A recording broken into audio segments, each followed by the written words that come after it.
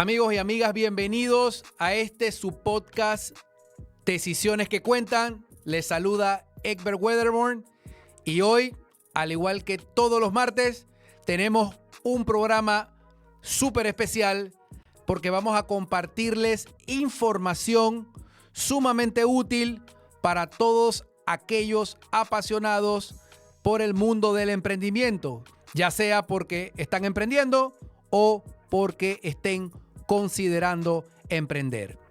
Y como todos los programas, vamos a iniciar con el segmento de inspiración, motivación. Y como recordarán de nuestro programa anterior, estábamos hablando del concepto de tener una mentalidad fuerte, ser mentalmente fuerte, que es un concepto que se usa mucho, pero que no siempre entendemos qué significa en la práctica, qué significa ser mental fuerte. Y nos inspiramos en un libro, Las 13 cosas que la gente mentalmente fuerte no hacen. Y esto, pues, luego de la investigación realizada por la psicoterapeuta Amy Morin. Y compartimos las 7 primeras el martes pasado. Hoy vamos a compartir las 6 restantes que completan las 13. Así que arrancamos con la número 8. No cometas los mismos errores una y otra vez. Estoy seguro que esto le suena a muchos de ustedes como que lo han visto o lo han vivido. Y la realidad es que todos lo hemos vivido.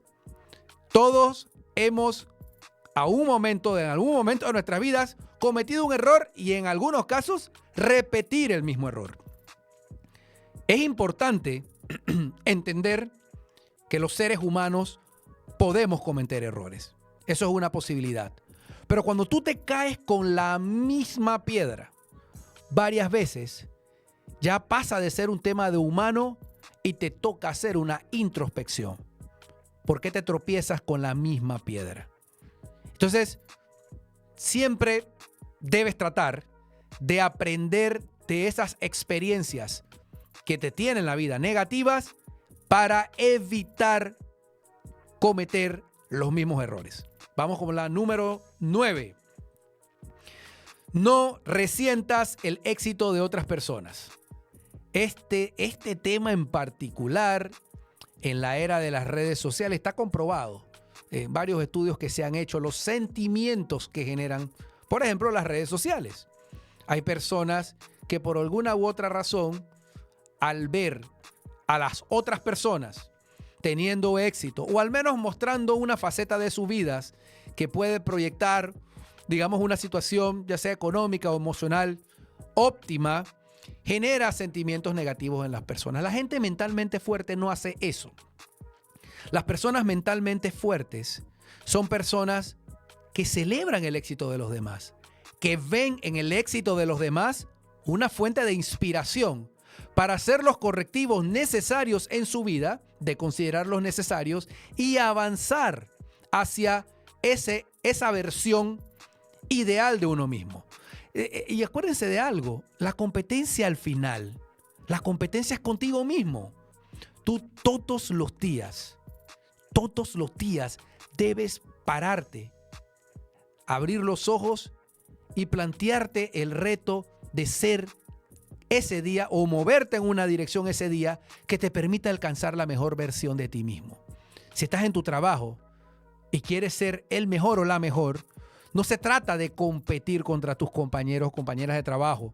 Se trata de ver cómo mejoras como individuo. Se trata de ver qué libros nuevos te puedes leer. Se trata de ver cómo puedes ponerte en esa zona en donde no hay confort, cómo puedes someterte a esa zona del miedo para que puedas dar saltos no solamente cuantitativos, sino cualitativos. Entonces, siempre fuérzate a ser esa mejor versión de ti mismo en vez de estar preocupados por los demás. No te rindas después del primer fracaso. Eso está más decirlo. De hecho, hay que celebrarlo. Muchos de nosotros hemos fracasado. Muchos hemos tratado de emprender en algún momento de nuestra vida y las cosas no han salido como hemos querido. Recuerdo un emprendimiento hace muchos años atrás que hice con un gran amigo mío y no funcionó después de 2 años Y siempre recuerdo que me reía mucho, yo personalmente. Y hay gente que me preguntaba, ¿pero por qué no estás triste? Yo le decía, porque, bueno, primero, como dice el viejo proverbio en nuestros países, no se puede llorar por la leche derramada. Pero aparte de eso, era divertido haberse atrevido a hacer algo. Era divertido haberte sometido a todo ese estrés, a obligarte a hacer algo que de repente estaba fuera de tu zona de confort. Ahora, hubo errores que se cometieron. Y ahora que uno ha entendido mejor, que uno ha estudiado mejor el fenómeno del emprendimiento, el fenómeno de los negocios, el fenómeno de las industrias, del cual vamos a hablar hoy, tú te das cuenta de que hay ciertos conocimientos y ciertas formaciones que tienes que tener en tu empresa y que si no las tienes tú y vas a la guerra, como se dice por ahí, y emprendes sin tener ese conocimiento, aumentas esas probabilidades de fracaso. Así que ve el fracaso como una maravillosa oportunidad de desafiar las probabilidades en el siguiente intento y conquistar el éxito. No le temas a la soledad. La gente mentalmente fuerte no le tiene miedo a la soledad. La gente mentalmente fuerte disfruta el tiempo solo. La gente mentalmente fuerte disfruta de reflexionar, de sentarse en un parque, de mirar a la distancia, de apreciar el paisaje, de ir en el auto sin música, simplemente pensando en qué cosas puede mejorar, de hablar con uno mismo, de sincerarnos, de entender que hay muchas cosas que tenemos que mejorar.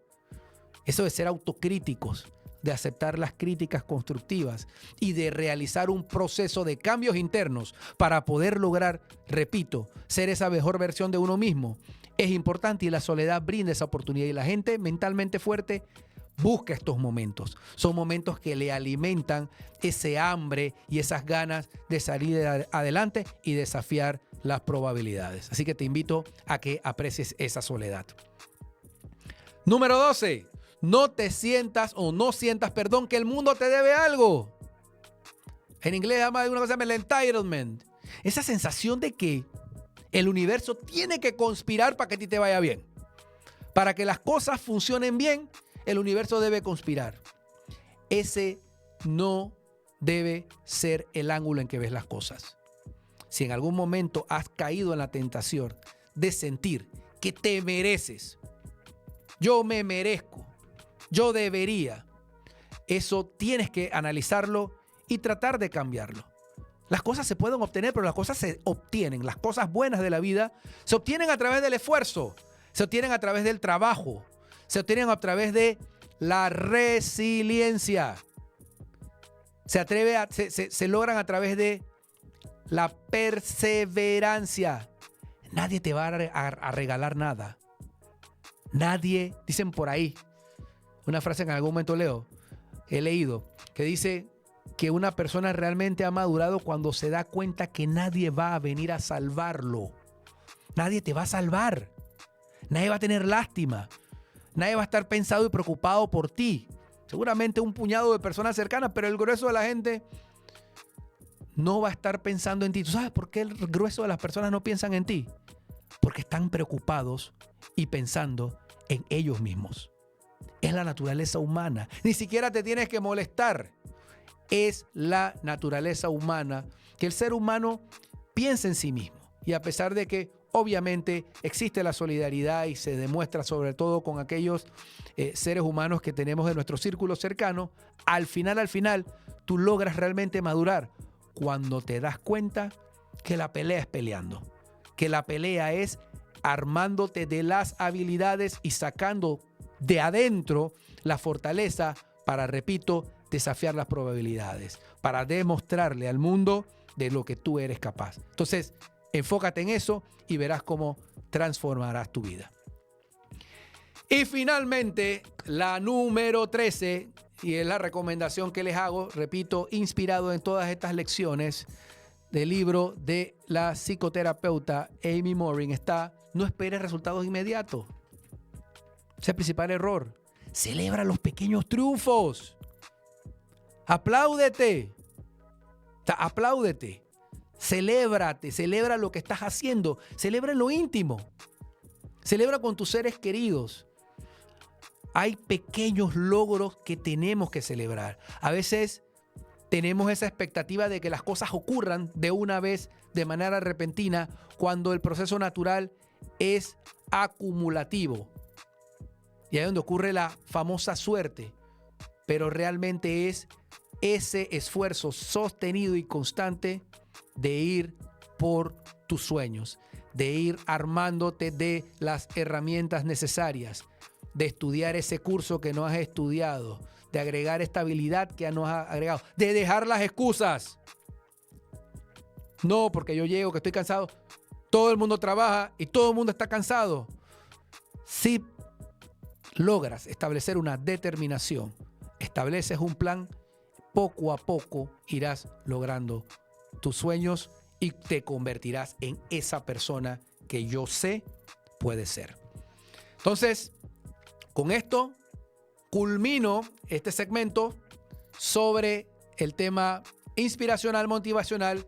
Yo creo que el mundo no es solamente temas técnicos y dinero. Hay un trabajo por dentro y a veces hay personas que están solas, hay personas que están buscando escuchar una voz de aliento y este programa lo que busca es darte esa información que te sirva de utilidad para que tú hagas tu propio análisis y tomes la decisión personal de cambiar. Entonces, el día de hoy tenemos un programa espectacular, pero antes de arrancar, yo quiero terminar con nuestro Lean Canvas. Hay 2 cuadrantes que queremos terminar de explicar que está vinculado al programa pasado. Y es uno, la estructura de costos, que es el 8º cuadrante de Lean Canvas. Y ahí estamos hablando, por ejemplo, en el caso hipotético, como recordarán, este Lean Canvas fue hecho en base al caso hipotético de una marca de salsa picante, Diablada, que está entrando al mercado de Texas. Y en esa estructura habíamos hablado, obviamente, recapitulando el problema, cuál es el problema que tiene nuestro público meta, cuál es la solución que nosotros les damos, cuál es la ventaja competitiva que tenemos como marca, cuál es la propuesta de valor, que es ese mensaje con el que yo le comunico a mi cliente, a mi segmento de mercado, qué es lo que yo hago para agregarle valor. El segmento de clientes, ¿a quién yo no puedo tratar de acapararlo todo? Tú defines en un proceso que se llama segmentación quiénes son tus segmentos de clientes y ahí identificas exactamente, buyer personas. Dentro del segmento de mercado tienes buyer personas que, repito, les recuerdo, es una representación semificticia de un grupito de tu segmento. Le pones nombre, como aprendimos en el programa pasado, le ponemos aspectos demográficos, le ponemos aspectos psicográficos, es decir, creamos este perfil y esto que nos permite, correcto, tener un mensaje que resuene con ese segmento o ese grupito dentro de mi segmento de mercado. Tenemos canales, obviamente por donde vendemos, tenemos métricas claves. Y eso lo hablamos en el programa pasado y si no pueden revisarlo. Completando el Lean Canvas, tenemos estructura de costos. En este caso, suministro de ingredientes. Son todos los costos asociados con la obtención de ingredientes caribeños, en este caso, porque es un picante caribeño, que son de alta calidad y orgánicos. Producción y envasado. Importantísimo. ¿Dónde va el picante? ¿Cuál es la presentación? ¿A qué estrategia estoy apostando? ¿Y cómo me presento? Dependiendo de esa estrategia. Eso es importantísimo. Marketing y ventas. Son costos asociados. ¿Cómo la gente se entera que existes? ¿Cómo la gente sabe que tú le agregas valor? ¿Por qué le agrega valor? ¿Qué punto de dolor estoy aliviando? Eso es sumamente importante. Y la distribución, obviamente es un costo. ¿Cómo llevo el producto de la fábrica a este consumidor, ya sea mayorista o un consumidor final? Y el último cuadrante, el flujo de ingresos. Esto es importante. Revenue streams, la plata, la razón de ser de un negocio. Obviamente, al final es hacer dinero. Como sabemos, no vendemos productos, no vendemos servicios, vendemos transformación. Recuérdenlo, no vendemos productos ni servicios, vendemos una transformación. Es decir, yo no vendo, vamos a hablar en este caso hipotético, no es que vendo picantes. Yo vendo una experiencia del paladar. No sé si me explico. Entonces, eso es importante que lo tengan presente. Entonces, flujo de ingresos. ¿De dónde viene la plata? ¿Cómo monetizamos? Acuérdense, la hipótesis de crecimiento, programa número 1. donde hablábamos de todos estos temas, del flujograma y demás, que lo pueden ver aquí en el canal, la cuenta de YouTube de Movida Hispana. Recuerden, Movida Hispana es donde están todos nuestros programas y donde pueden ver los episodios pasados. Entonces, en el canal de Movida Hispana, que es donde están viendo este programa, podrán encontrar también todo el tema de todo lo que hablamos sobre los medios de venta. En este caso pueden ser ventas directas, pueden ser modelos de suscripción. Hemos hablado del modelo de suscripción, un pago recurrente, o ventas al por mayor a restaurantes, que es otro medio de llegarle a ese cliente. Entonces, completo con eso, el link Canvas, y vamos a pasar entonces a hablarle, y voy a hacer una pequeña introducción. Vamos a hablar el tema de hoy. El tema de hoy es uno de los temas que más me apasiona, y más me apasiona porque al momento en que lo descubrí y aprendí, mientras cursaba mi MBA en la ciudad de Boston, Massachusetts, hace 6 años atrás, entendí que ignoraba algo muy importante para mejorar el éxito de un emprendimiento. Y para mí fue revelador. Fue revelador en la clase, recuerdo, de Managerial Economics. Y desde ese día me ha apasionado tanto que he consumido, comprado libros, leído, entendiendo distintos ángulos. Y es el mundo de la estrategia competitiva, genéricamente el mundo de la estrategia competitiva. Pero dentro del mundo de la estrategia competitiva estudiamos a una persona en particular, que es un profesor de la Universidad de Harvard llamado Michael Porter. Michael Porter es pues una persona que ha sido por muchos años un referente en este tema. Y repito, y quiero dejar aclarado algo, esto es un vuelo de pájaro, esto es un tema muy profundo. No aspiramos a agotarlo en este episodio, pero sí que a ustedes se les quede esa semilla sembrada de que esto es mucho más profundo de solo tener una buena idea, de solo crear un buyer persona, de solo crear un link Canvas. Esto va más allá. Y esto se trata de entender que hay industrias, que hay estructuras de mercados que es importante comprender. Entonces la ventaja, el tema de la estrategia competitiva, al final, lo que busca es que las compañías puedan desarrollar un plan para triunfar o sobreponerse o quedar por encima de su competencia, así de frío. Y para poder lograr tú imponerte en un mercado, tienes que entender las fuerzas. Hay fuerzas. En el caso específico de Porter, 5 fuerzas. Le llamamos las 5 fuerzas de Porter.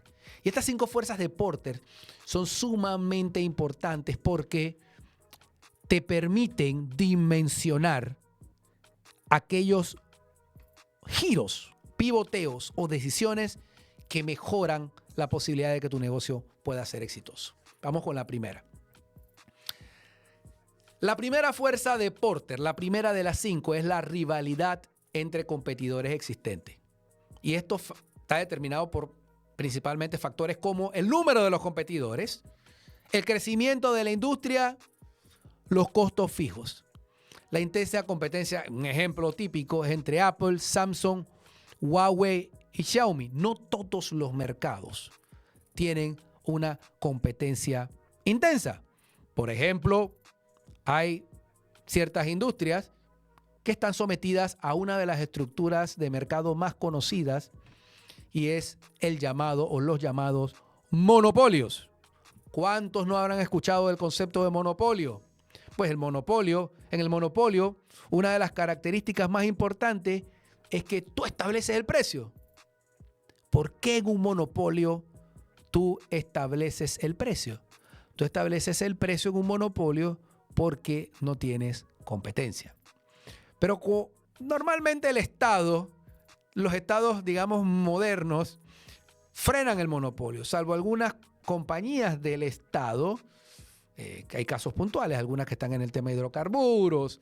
Hay países, por ejemplo, como Costa Rica, hasta lo último que supe, todavía el tema de la electricidad era monopolizado por una compañía del Estado, un Instituto Costarricense de Electricidad, si no me equivoco en el nombre, pero en la gran mayoría de países, por todo el fenómeno de globalización, se ha abierto. Y en el caso de Estados Unidos, es esa competencia.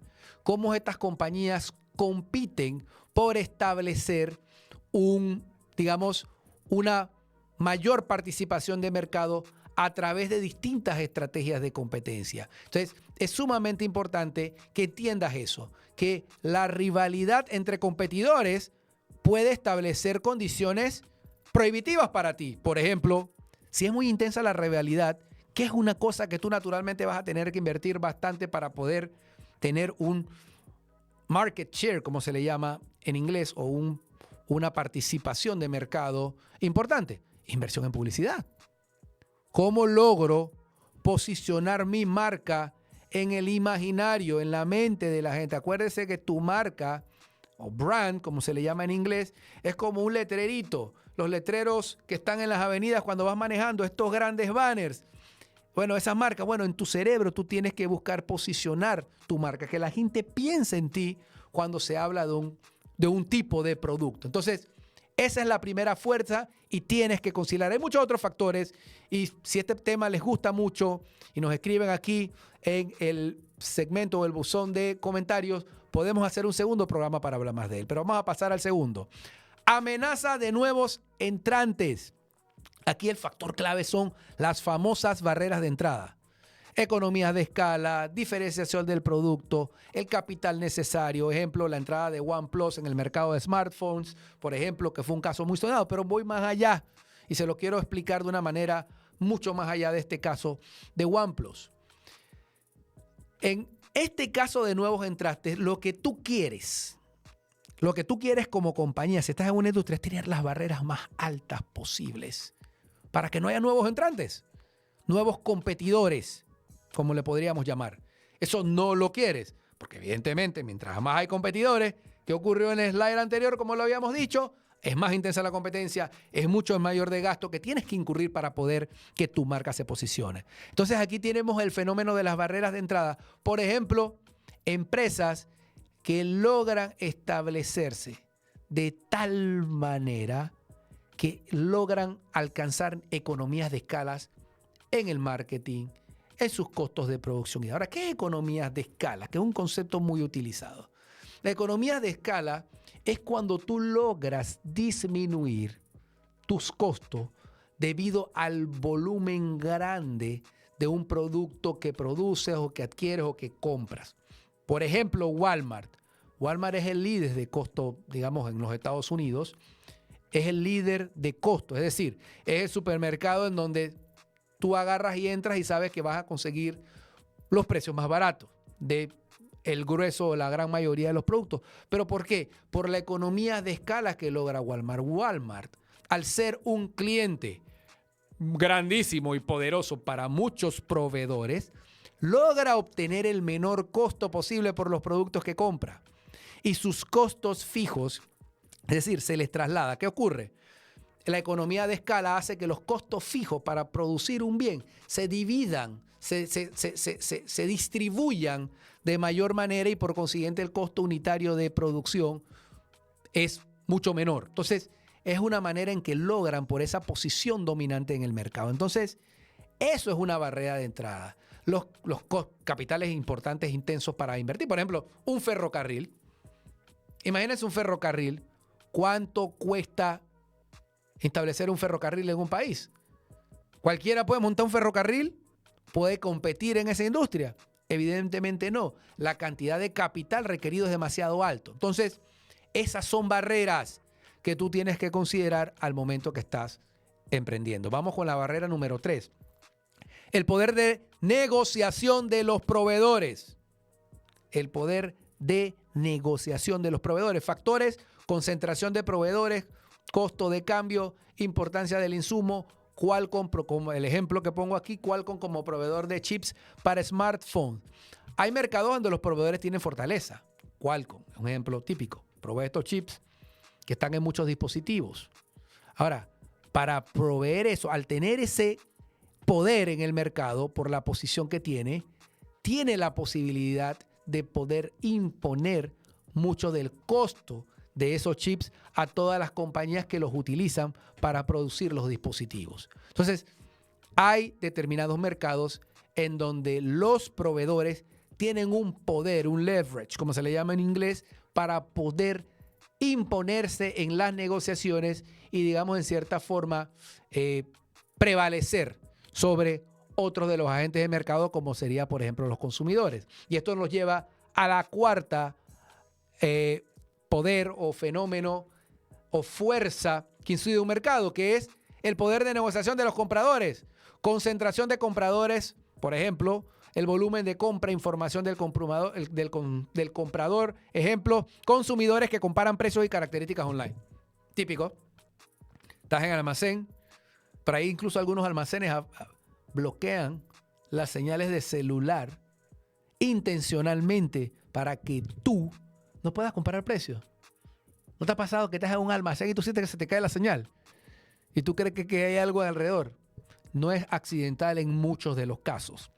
Lo que ocurre es que es este proveedor, esta tienda que te está ofreciendo, te vende, no quiere que tú tengas la posibilidad de validar, por ejemplo, si puedes conseguir ese producto por un mejor costo. Entonces, están interviniendo en esas posibilidades. Me causa risa porque yo lo descubrí hace un par de años atrás. De hecho, había un almacén que no me gustaba ir, que me ahorro el nombre para no darles publicidad gratuita, pero yo evitaba ir porque la señal estaba mal, pero me gustaba ir al lugar. Y después vine a entender que me lo estaban haciendo intencionalmente. Entonces, es importante que entiendas que como consumidor tienes poder. Hay asociaciones de consumidores también que se juntan para combatir, por ejemplo, posibles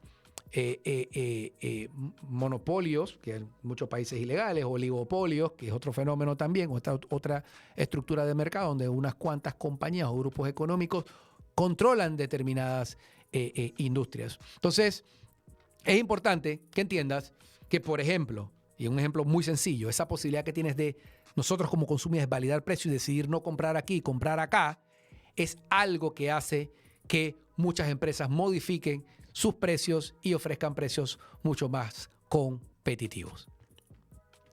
Y la quinta fuerza que estamos analizando son la amenaza de productos o servicios sustitutos. Es la relación, por ejemplo, factores, relación precio-rendimiento del sustituto. Costo de cambio para el comprador. Ejemplo, tablets y smartwatches, relojes inteligentes como sustitutos parciales de los smartphones.